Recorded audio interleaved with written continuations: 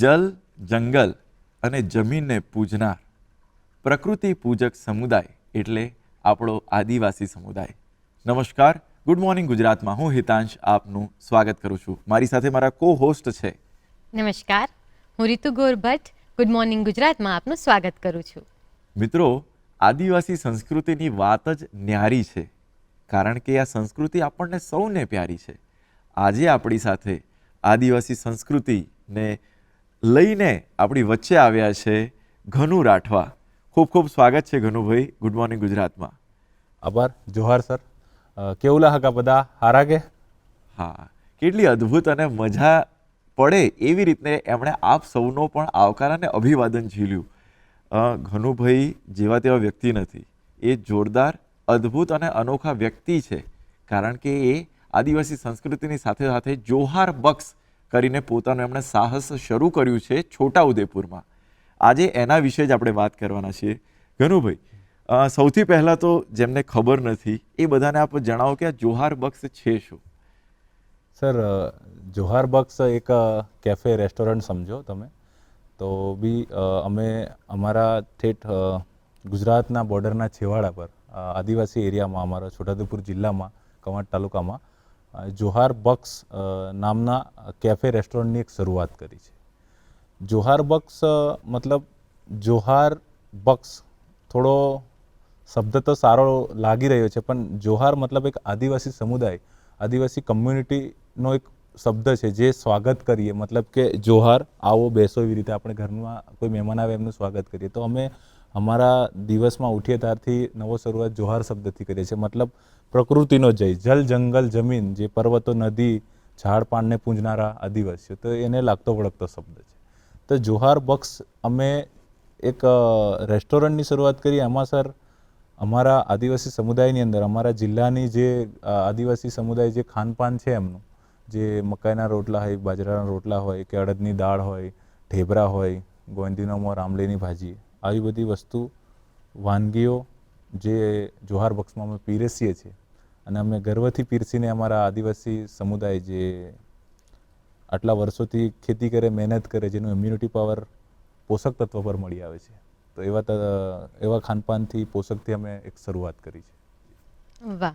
તો તમારા કેફેમાં જે પરંપરાગત વાનગીઓ મળે છે એ કયા કયા પ્રકારની હોય છે અને તમારી સંસ્કૃતિમાં એ કઈ રીતે વણાયેલી છે? ઓકે, તો એમને જોવા જઈએ તો પહેલાં તો ગામડાના લોકો જે ચૂલા પર રાંધતા હોય છે લાકડાથી, તો અમે ચૂલા પર બનાવીએ છીએ લાકડાથી. એના પર માટીના વાસણો હોય છે. માટીના વાસણમાં દાળ, અડદની દાળ બનાવીએ છીએ, પછી મકાઈના રોટલા છે, પછી એની અંદર આખું મરચાં હોય લાલ, એને કૂટીને એની ચટણી બનાવવા આવે છે. આ જે ત્રણ વસ્તુ હું કહું છું એ બિના ઓઇલ કે બિના મસાલાથી છે. પણ કોઈ બી ગુજરાતના કોઈ બી ખૂણેથી આવેલો માણસ ને ભર બપોરનો તાપ હોય અને શાંતિથી એક ઝાડના છાયે કે બેસીને આ દાળ ને રોટલો જો મરચું મળી જાય, તો હું કહું કે એ આંગળી બી ચાટીને ખાઈ જાય એટલું સ્વાદગી હોય છે, વિધાઉટ મસાલા તેલ વસ્તુ. અને એના જોડે જોડે છોટાઉદેપુરનું ફેવરિટ ફૂડ, મતલબ કે અડદના ઢેબરા, વડા, જે આદિવાસીના હરેક ઘરમાં બનતા હોય છે તહેવારમાં, એ બી અમારી ડિશિસમાં છે. જેમ કે અમારા વિસ્તારમાં જેનું ખેતરમાં વધારે પૂરતું પાણી હોય છે, જે ડાંગરની ખેતી કરે છે, ચોખા, રાઈસ, લાલ ભાત, કોદરી એને કહીએ, એ બી અમે આપીએ છીએ. દેશી ઘી હોય છે. જોડે જોડે હમણાં ઉનાળાનો ટાઈમ હોય તો આમલીનો મોર, ગોંદીનો મોર, જે બધા ખેતરોમાં, જે મતલબ આદિવાસી એક એવો સમુદાય છે જે કે જંગલના વચ્ચે વસેલો સમુદાય છે. તો આજુબાજુ જે ઝાડ પાન કે વૃક્ષો, વેલા પરથી બી પોતાનો પોષક તત્વો ઊભો કરી શકે છે. તો એ બધું વસ્તુ અમે રેસ્ટોરન્ટમાં સર્વ કરીએ છીએ. તો આમ જો તો એની શરૂઆત કઈ રીતના થઈ, કેવી સંજોગોની અંદર વિચાર આવ્યો ને કઈ રીતના તમે કામ કરતા ગયા? સર, એમાં શરૂઆત અમે જોવા જઈએ તો અમારો કોઈ પ્રી પ્લાન કે એવું કોઈ પ્લાનિંગ તો હતો જ નહીં. અમે મતલબ ગયા વર્ષ, મતલબ 1 વર્ષ થયું છે, તો ગયા વર્ષે અમે મતલબ ફેબ્રુઆરીની 28 તારીખે અમારું એક રોડ ટચ એક ખેતર છે, ત્યાં જઈને બેસીએ છીએ. તો મમ્મી પપ્પા ખેતી કરે છે, પણ ખેતીમાં સર અમે અમારું ઘર ગુજરાન ચલી શકીએ એટલું સુધી અમને મતલબ પાકી નહીં. તો મેં કીધું કે પપ્પા આપણે કશું આમાં દુકાન જેવું કરીએ કે હોટલ જેવું બનાવીએ એમ. તો પછી પપ્પાએ કીધું કે વાંધો નહીં. તો અમે અમારા રીતનો પ્રયત્નો કરીએ છીએ અને ખેતરના એક સાઈડ પરની ભાગમાં વાંસના બાંબો અમે કાપી લાવીને વાંસના બાંબોમાંથી અમારું દાદાઓનું જે જૂના ઘર છે, અમારા આદિવાસી સમુદાયમાં જે જૂનું ઘર છે, આદિવાસી લોકો રહેતા હતા એવું ઘરનું સ્ટ્રક્ચર ઊભું કરીએ છીએ. છાણના લીપણથી ને લીપીને એને આદિવાસી ની પરંપરા મુજબ એને રેડી કરીને એક રેસ્ટોરન્ટ તરફ બનાવ્યું છે. અને જ્યારે એનું ફાઇનલ અને મતલબ એનું ઓપનિંગના દિવસે જે એનું દ્રશ્ય, એનું લુક જે એનું બનીને આવે છે, તો લોકો બહુ મોટી સંખ્યામાં એને પસંદ કરે છે, જે અમે વિચાર્યું બી નહીં. વાહ. તમે આજે એક અલગ જ પ્રકારનો પોશાક, પારંપરિક પોશાક પહેરીને આવ્યા છો, તો એના વિશે થોડી વાત કરજો. એના વિશે મેડમ જોવા જઈએ તો આદિવાસી સમુદાયમાં એવું છે કે લોકો વર્ષમાં એક લીલું શર્ટ સીવડાવતા હતા. અમારા દાદા લોકો, એમના જોડે એટલા પૈસા બી નહીં હોય તો લીલા કલરનું શર્ટ જે જલ્દી ખરાબ બી નહીં થાય, અને લાલ પાઘડી હોય અને નીચે વ્હાઈટ ધોતી હોય, તે મૂકી દે. એને વર્ષની એક જોડી હોય, એને આખું વર્ષ સાચવીને રાખે, 5 વર્ષ બી સાચવે લોકો. કોઈ વારે તિવારે લગ્નમાં જવાનું હોય, લગ્ન પ્રસંગમાં હોય તો પહેરે, બાકી મૂકી રાખે. અને આદિવાસીનું પહેરવેશ એક અલગ જ પહેચાન દુનિયામાં દેખાતો આવતું છે. એમનું તમે મેળાઓમાં કે એમના તહેવારોમાં ક્યારે વિઝિટ કરો તો જોજો એમની લાલ પાઘડી ને લીલું શર્ટ, કાં તો વાદળી શર્ટ, કાં તો પીળું કેસરી શર્ટ અને ધોતી પહેરીને એમનું લુક ને એમની સુંદરતા કંઈક દેશને એક અલગ જ ચિહ્ન આપી રહ્યું છે. બિલકુલ. એવી જે આપણી આદિવાસી સંસ્કૃતિને અભિવ્યક્ત કરતી એવી કઈ કઈ બાબતો આપણે જોહાર બોક્સની અંદર ત્યાં પ્રસ્તુત કરી, જેમ કે કોઈ ચિત્ર હોય કે એવી રીતના વાનગી તો આપ પીરસો જ છો, પરંતુ આ સિવાય બીજું શું શું સાંસ્કૃતિક રીતે પીરસો છો? એમાં સર જોવા જઈએ તો જોહાર બક્સની અંદર અમે જે રેસ્ટોરન્ટ કેફે છે એમનો અમારો બી મતલબ એવું છે કે નહીં કે આપણે ફાઇનાન્શિયલી મજબૂત બનીએ, થોડું ઘણો એવો વિચાર હતો, બટ અમારું એવું હતું કે અમારી સંસ્કૃતિને અમે પ્રેઝન્ટ કરીએ, ચાહે જોબ હોય, બિઝનેસ હોય, રોજગાર હોય, ધંધો હોય કે આર્ટિસ્ટ હોય. તો અમે જોહાર બક્સની અંદર સર પહેલાં તો અમારું વાનગીઓ તો છે જ, બીજી વસ્તુ છે કે અમારું જે રેસ્ટોરન્ટનો આકાર, જે એનું લુક જે છે અમારા જૂન પુરાણા જે ઘરો હતા એ વસ્તુ થઈ જાય છે. ત્રીજું વસ્તુ જોવા જઈએ તો અમારે નીચે ગુજરાતના બોર્ડરના છેવાડે પર મહારાષ્ટ્રમાં લાગતી વારલી પેઇન્ટિંગની પેઇન્ટિંગ કરી છે. પછી અંદર બાબા પિઠોરા દેવ છે અમારો, જે પિઠોરા દેવ પદ્મશ્રી એવોર્ડ બી થયા છે. તો પિઠોરા દેવનું મહત્ત્વ બહુ મોટું છે અને એનું રહસ્ય જાણવા જઈએ તો 2-3 દિવસ નીકળી જાય એટલું લાંબુ છે. તો પિઠોરા દેવથી છોટાઉદેપુર જિલ્લો પ્રખ્યાત છે.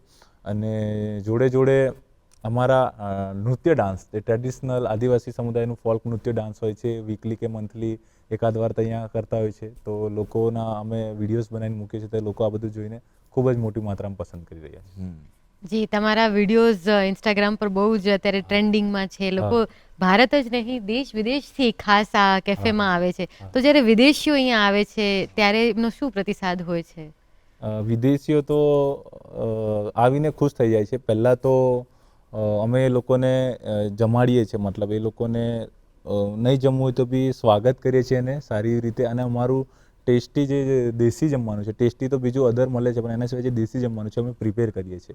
અને જ્યારે એમનું રિવ્યૂઝ અમે લઈએ છીએ ત્યારે એ લોકો કહે છે કે આવા અંતરિયાળા ગામમાં અને આવા જિલ્લામાં, મતલબ ખૂબ જ એટલા મોટા શહેરો નહીં આજુબાજુ, એટલે મતલબ કે આવું રેસ્ટોરન્ટ અહીંયા હશે અને આવી રીતે આટલું ટ્રેડિશનલ જમવાનું મળતું હશે કરીને એ લોકો ખૂબ જ ખુશ થઈને જાય છે અને પોઝિટિવ રિવ્યૂ અમને આપે છે. ખાસ કરીને જોવા જઈએ તો ઘણી કન્ટ્રીના લોકો જોડાયા છે.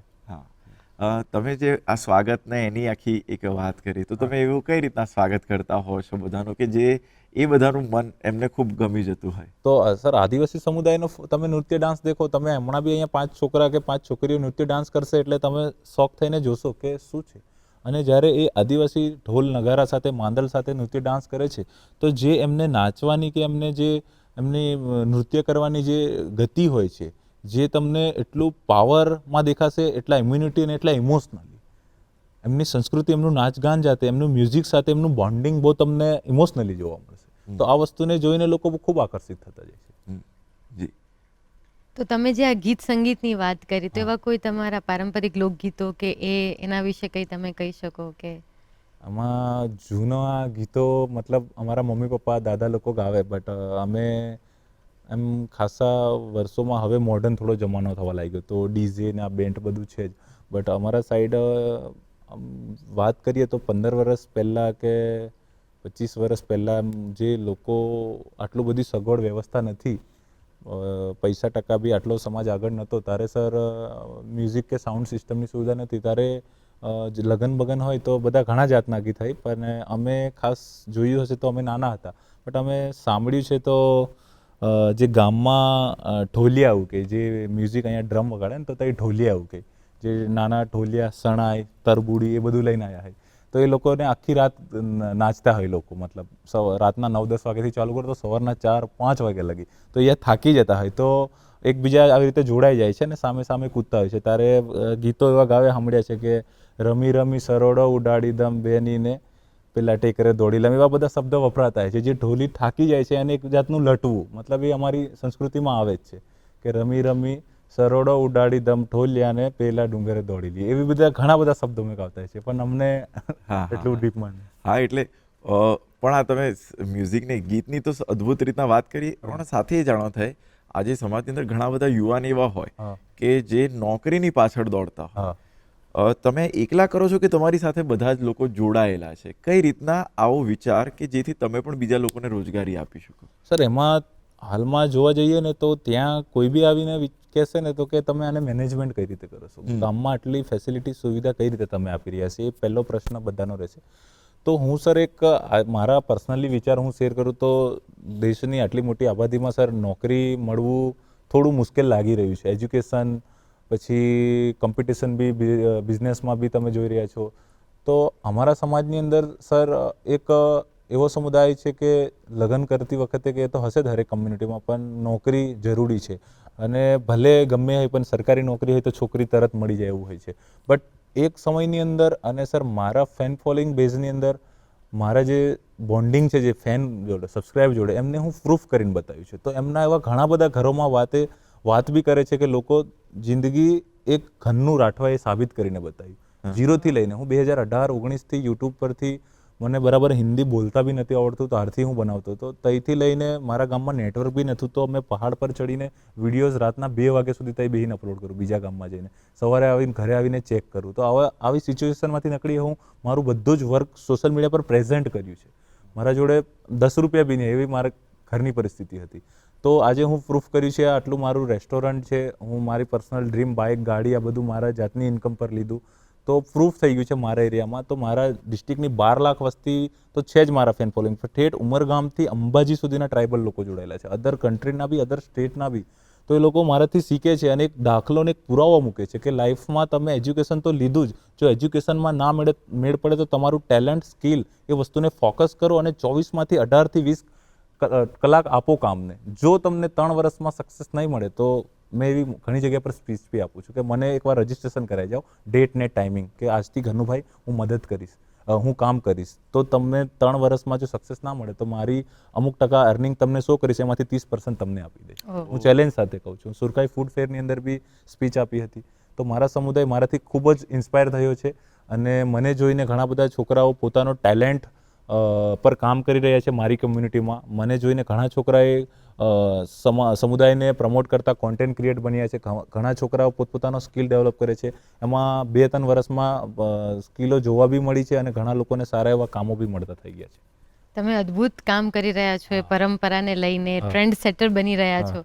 તો 1 વર્ષમાં તમને આ ફેન ફોલોઈંગના મેસેજ કે તમારા સમુદાયમાં તો કોઈ એવો યાદગાર અનુભવ કે તમને લાગે કે હું ક્યારે નહીં ભૂલી શકું, એવી કોઈ મોમેન્ટ તમને વર્ષમાં આવી હોય કે કોઈ વ્યક્તિએ તમને કશું એવું પૂછ્યું હોય? એવું તો ખાસું બધું છે. મેં મતલબ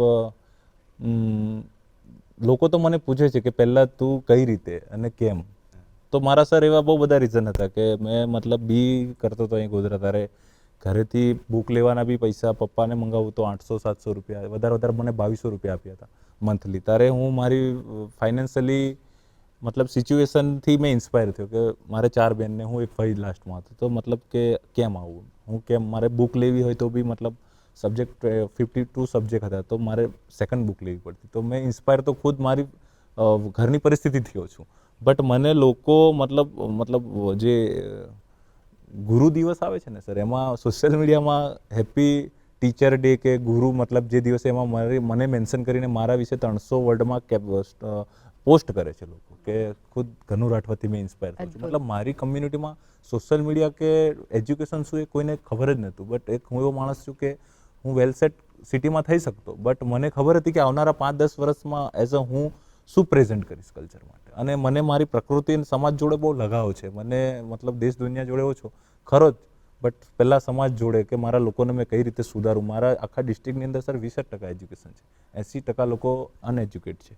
તો ઘણી બધી અલગ અલગ ટાઈપ્સની અંધશ્રદ્ધામાં બી છે લોકો, ઘણા બધા અલગ અલગ રસ્તામાં છો. પણ મેં મારાથી બનતી કોશિશ, હું ઇન્ડિપેન્ડન્ટ અમુક વસ્તુ પ્રૂફ કરીને લોકો મારાથી શીખે છે અને માને છે. તો મતલબ એવી રીતે મને મેસેજ બી કરતા હોય છે, મને મેન્શન કરીને, મને પોસ્ટ કરીને બતાવતા, તો હું ઇમોશનલી કનેક્શન છું. તો ઘનુ રાઠવા પોતાની સમુદાય માટે, પોતાની સોસાયટી માટે, આદિવાસી સમુદાય, એના માટે કરવાનું કે તો આવનારા 5 વર્ષ 10 વર્ષ તમે શું કરવા માંગો છો?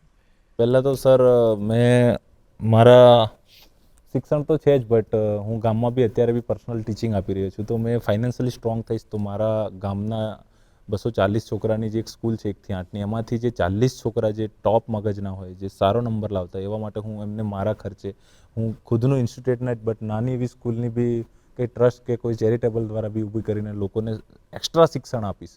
અને જોડે જોડે જે પુસ્તકોમાં છે એના સિવાયનું જ્ઞાન, મતલબ સમુદાયની અંદર છુપાયેલું જ્ઞાન છે એ વેચીશ. અને મતલબ પોતાના મા બાપનું નામ રોશન કરે અને આગળ જઈને ગમે એટલા તમે માલદાર થઈ જાઓ કે ગમે એટલું નામ કમાઈ લો, પણ તમારાથી લોકો શું શીખ્યા અને તમે આજે આટલા લેવલ પર છો, પણ તમે કેટલા લોકોની મદદરૂપ થયા છે, એ હું વ્યાખ્યા મૂકીશ સમાજને આગળ.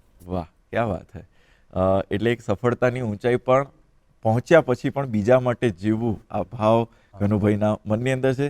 દર્શકો, એમની સાથેનો સંવાદ આગળ પણ ગુડ મોર્નિંગ ગુજરાતમાં ચાલુ રહેશે. અત્યારે સમય થયો છે એક બ્રેકનો, લઈશું એક નાનકડો વિરામ.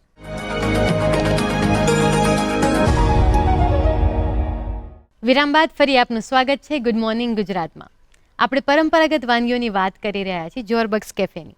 ત્યારે આજે અમે આપની માટે લાવ્યા છીએ એક જંગલી વનસ્પતિમાંથી બનતી એક અલગ જ વાનગી, નામ છે ફાંદિયા. તો આવો એ વાનગી વિશે જાણીએ.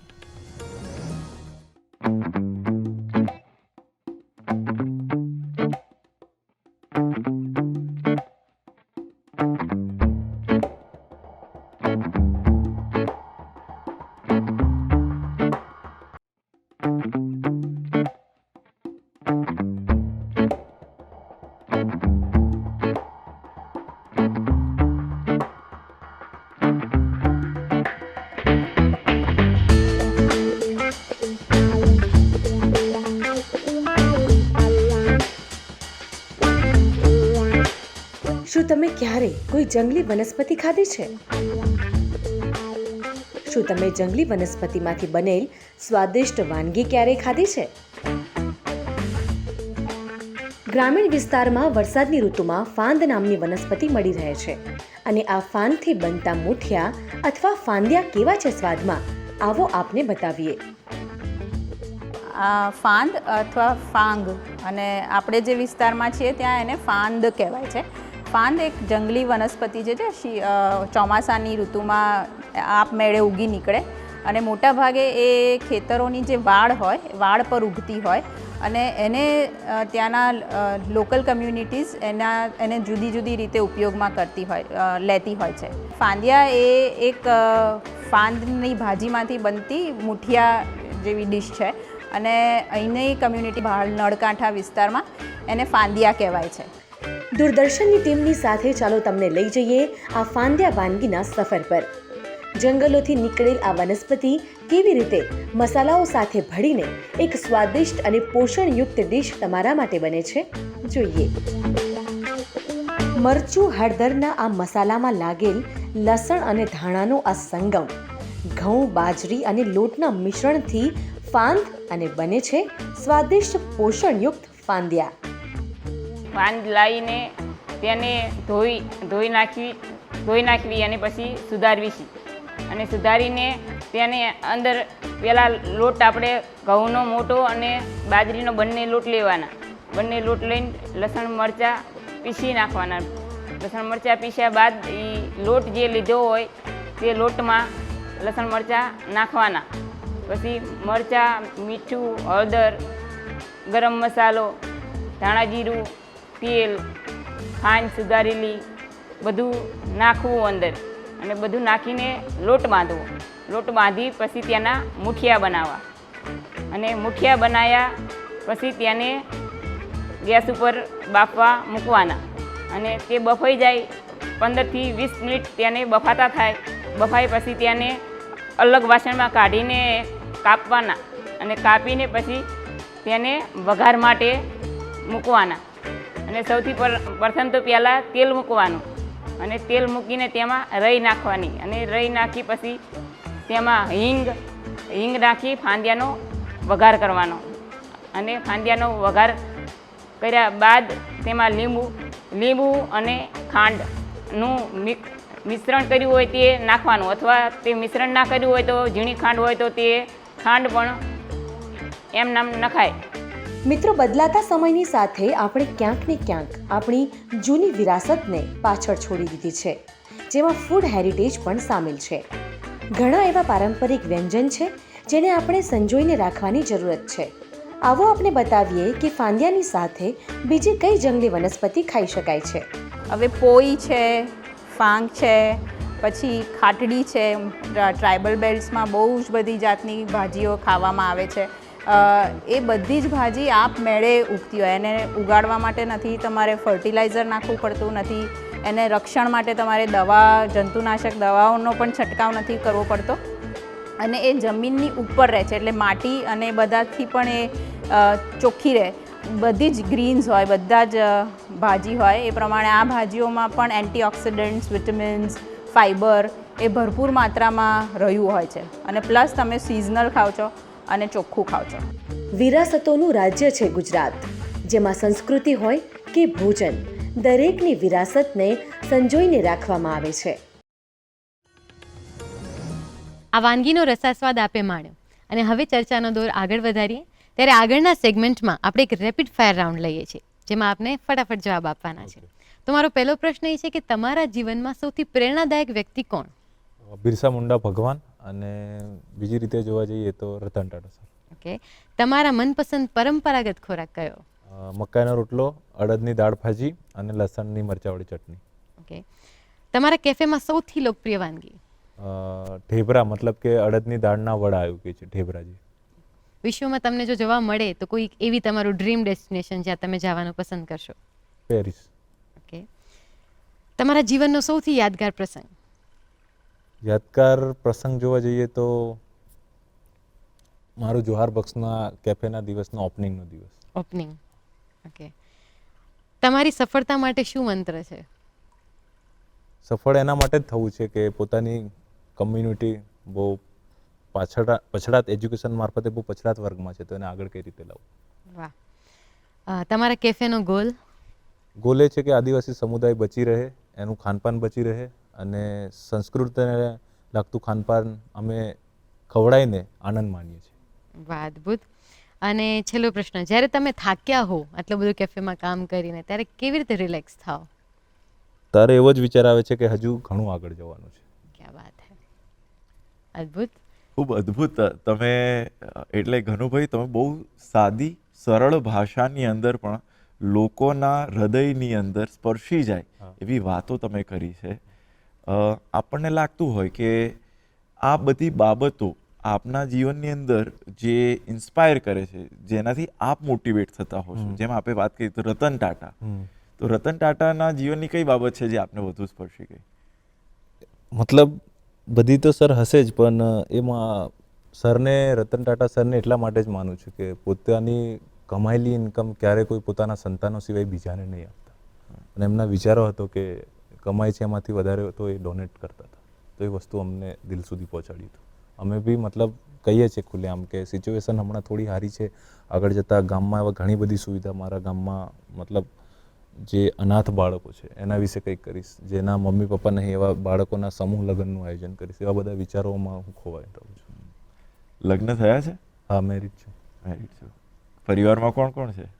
પરિવારમાં મારા મમ્મી પપ્પા, મેં, હમણાં મારા વાઈફ છે, અને મારા 4 બેન છે, એમના બધાના મેરેજ થઈ ગયા. તો તમારા જીવન સાથી, જીવન સંગીની પણ તમને તમારા કામમાં મદદ કરાવતા હશે ને? હા, એ તો લવ મેરેજ છે, મતલબ બહુ પહેલેથી, મતલબ મારા કોલેજ ટાઈમથી એ છે. મતલબ એ 3-4 હજારની જોબ કરતા હતા, તારે મને 1000 રૂપિયા મહિને એ બી મોકલાવતા હતા. તો હમણાં રેસ્ટોરન્ટનું બી 80% કામ, 70% કામ, મતલબ કિચનમાં બી જ્યારે એ શેઠ કે ઓનર તરીકે ફીલ નહીં લેતા. અમે જાતે ડીશો બી ઉઠાવીએ છીએ, એ રોટલી બનાવે છે, બધું જ કામ એ બી કરે છે વાઈફ મારા. એમનું નામ જેવું આવ્યું, તમારા ચહેરા ઉપર એક ચમક જ આવી જાય છે. મતલબ એ છે, એટલે મતલબ બહુ બધો સપોર્ટ છે એમનો એટલા માટે.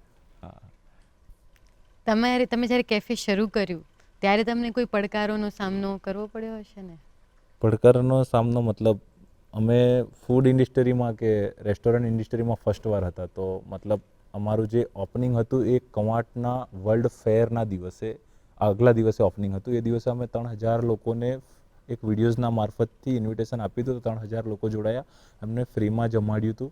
પણ બીજા દિવસે જે ક્રાઉડ હતો તે કઈ રીતે હેન્ડલ કર્યો એ અમને જ નહીં ખબર પડી. મતલબ એક ફેરના દિવસે સમથિંગ એ દિવસે જોવા જઈએ તો 8000ની માત્રામાં લોકો પહેલા દિવસે જોહાર બક્સ પર આવે છે, અને સમથિંગ એટલું બધું સેલિંગ બી અમને જોવા મળ્યું કે અમે ક્યારે ઇમેજિન બી નહોતું કર્યું. તો એ સમયનું સેલિંગ એટલે કેટલા કિલો અથવા કેટલા ટનની અંદર તમે કહી શકો? કેવી એમાં રીતે, કેટલા સર જે મતલબ અડદના ઢેબરા જે અમારું ફેવરિટ છે વાનગી ડિસ્ટ્રિક્ટનું, તો એ જોવા જઈએ તો અમે જે વીક કે 15 દિવસમાં જે વેચીએ ને એક જ દિવસે વેચાઈ ગઈ હતી દાળ, સમથિંગ 80 કિલો 4 મણ જેટલી બોઇલ કરેલી. અને પ્લસ બીજું ગયું ખાસું બધું, બટ 92 મતલબ 92,000નું સેલિંગ એક ગામમાં અમને ફર્સ્ટ દિવસે મળ્યું. તો મતલબ અમે શોક થઈ ગયા હતા કે મમ્મી પપ્પા અમે બેહીને મતલબ પૈસા ગણ્યા સાંજે ઘરે જઈને. તો અમારા માટે બહુ મોટી ઓપોર્ચ્યુનિટી હતી. એટલે આમ તો એમ કે ફૂડ ઇન્ડસ્ટ્રીમાં તમને ખ્યાલ જ નહોતો કે એટલા લોકો આવશે, તો ના, એ કશું એટલું નહીં. અમે મતલબ પ્રિપેરેશન હા એ હતું તમારી પાસે કે ના, ના. કેવી રીતે? તમને કીધું કે મેં અહીંયા બનાવું છે, 28 ફેબ્રુઆરીએ બેસું છું, 1 માર્ચે ખેતરોમાં જઈને વાસ કાપલાએ છે ને સ્ટ્રક્ચર ચાલુ કરી દઈએ છીએ કે અમને ખબર નહીં, અમે 23 દિવસ ને 23 રાત મહેનત કરીએ છીએ ને 23 દિવસની અંદર આખું કેફેનું આર્કિટેક્ચર અમે ઊભું કરી દઈએ છીએ. ને એન્જિનિયર કે કોઈ કશું જ નહીં, બસ ગામના 20-25 છોકરા છે જે મારા પાછળ રાત દિવસ ફરે છે ને કામ કરે છે. તો અમે કિચન બનાવીને રેસ્ટોરન્ટ બનાવી નાખ્યું. રેસ્ટોરન્ટમાં એક કિચન હોય, સાઈડમાં પાર્કિંગ હોય, વોશરૂમ હોય, એવું બી નહીં અમને ખ્યાલ. અમે જસ્ટ અમારે કંઈક કરવું છે એના પાછળ એટલા પાગલ હતા કે અમે 23 દિવસમાં આખું રેસ્ટોરન્ટ ઊભું કરી નાખીએ છીએ. તો પછી જ્યારે ખબર પડશે કે ભાઈ કિચન તો છે જ નહીં તો રેસ્ટોરન્ટમાં, એની બીજી રાતે અમે બનાવીએ છીએ. પછી આગલા દિવસે અહીંયાથી રોમિલભાઈ સુતારિયા કરીને એક પ્રેસવાળા ભાઈ હતા, એ વિઝિટ લેતા હતા. ત્યારે ઇલેક્શન કંઈક ચાલતું હતું, તો એ ત્યાં હતા. તો એ આવીને વિડીયોઝમાં બધું કહે છે. એ આગલા દિવસે આવે છે, ઓપનિંગના આગલા દિવસે.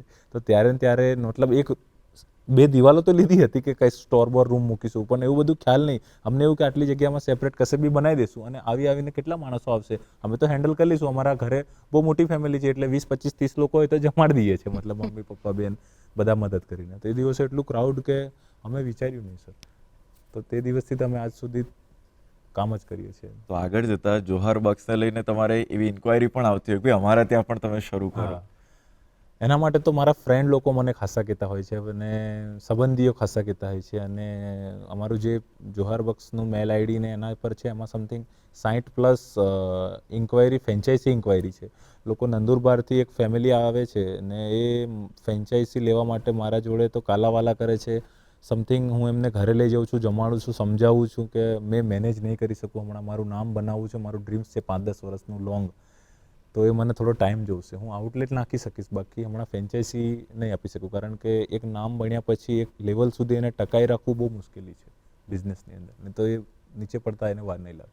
તમે ઈચ્છો છો કે જોહાર બક્સ ઇન્ટરનેશનલ લેવલે જાય? એ તો સર ક્યારનું વિચાર્યું છે અમે. એનું જોહાર બક્સના ફર્સ્ટ મહિનો પત્તામાં જ અમે વિચારી લીધું હતું કે આજે આ ડુંગર ગામ એક કવાંટ તાલુકાની અંદર, છોટાઉદેપુર જિલ્લાની અંદર આંતરરાયડિયા વિસ્તારમાં છે, પણ અમારા આઉટલેટ સારી કન્ટ્રીમાં હશે. અને ડ્રીમ છે કે અમે હરેક સ્ટારબક્સ કે મેકડોનાલ્ડ્સની જેવી સારી એવી બ્રેન્ડિંગ જગ્યાની બાજુની લેન્ડ ખરીદીને એના પર નાખીએ અને લોકોને બતાવીએ કે ફાસ્ટફૂડ કરતાં ટ્રેડિશનલ ને વિધાઉટ ઓઇલ મસાલાનું ખાવાનું ખાવાથી તમારા હેલ્થને કેટલા ફાયદા છે. તમે હેલ્થની વાત કરી તો સ્વાસ્થ્યને શું બેનિફિટ થાય છે આ પરંપરાગત ફૂડ ખાવાથી? સ્વાસ્થ્યમાં જોવા જઈએ તો અમે કોરોનાની અંદર અમે શહેરોમાં નહીં રહેતા, અમારું ગામ છે તો અમે ગામમાં હતા. તો ગામની અંદર આખો દેશ ને આખું શહેર બંધ છે, ત્યારે ગામની અંદર લોકો ખેતરોમાં ફરતા હોય છે, કોઈ ઘાસ કાપતા હોય છે, કોઈ ઝાડપાનમાંથી ઢોરો ચરાવવા જતા હોય છે. ત્યારે અમે મોબાઈલના મીડિયામાં અને ન્યૂઝમાં જોઈએ છીએ આજે આ થઈ ગયું, આટલા ડેથ થઈ, આવું ન્યૂઝ. તો ગામમાં કોઈ જાતની કોઈ અસર જ નહીં, અને ક્યારે કોઈ માણસને આટલી એક્શન જોવા નહીં મળી. સમથિંગ જોવા જઈએ તો 5-7% જોવા મળ્યું હશે, બાકી ગામમાં કોરોના જેવું નહોતું. તો મેં જોયું અને ત્યાં રહીને વિચાર્યું તો ગામમાં રહેતા લોકોનો ઇમ્યુનિટી પાવર સારો હતો. શરદી ખાંસી નોર્મલ તાવથી એ લોકોને કશું થતું જ નહીં, આયુર્વેદિક ખાનપાનથી લોકો જીવે છે. તો મેં વિચાર્યું અને ત્યારથી ઇન્સ્પાયર થયો હતો કે આમનું ખાનપાન આટલું સારું છે, તો આજે કોરોના જેવા આટલા મોટી મહામારીનો સામનો કરી રહ્યા છે, આટલી 80-90 વર્ષના અંકલ દાદા લોકો ડુંગરોમાં માથે ચારાનો ભારો લઈને ચડે ઉતરે છે. વાહ. કઈ ઝાડ લાવવાનું હોય ખેતરથી તો માથે મૂકીને લાવે છે, નહીં કે સાધનમાં, ગાડામાં. આવા ઇમ્યુનિટી પાવરવાળા લોકો. વાહ. તમે વાત કરી કે સફળ પુરુષ પાછળ સ્ત્રીનો હાથ હોય છે, તો તમે તમારી લોકબોલીમાં તમારી પત્નીને કંઈક કહીને એમને આભાર પ્રદર્શન કરશો આ માધ્યમથી? મતલબ મારી લેંગ્વેજમાં બોલું સર? જી જી જી, તમારી. મારી લાડીનો જે મારા મતલબ હોટલ પાછળ કે મારા જોહાર બક્સ પાછળ જે હાથ છે, તો મારી લાડી છે, તો એવું લાગે છે કે કામમાં મુમકિન છે. સ્ટાફને બી જોઈ લે, અને લોટ દળાવવાનો હોય તો બી ઘંટીએ જઈને સટ્ટ દઈને દળાઈ લાવે. તો મારી લાડી છે તો બધું પોસિબલ છે એવું લાગે છે. ઘનુભાઈ, આપનો ખૂબ ખૂબ આભાર. દૂરદર્શન પરિવારની શુભેચ્છા કે આપનું અંતરિયાળ વિસ્તારની અંદર શરૂ થયેલું જોહાર બક્સ એ આંતરરાષ્ટ્રીય સ્તરે પહોંચે એવી ખૂબ ખૂબ શુભકામનાઓ.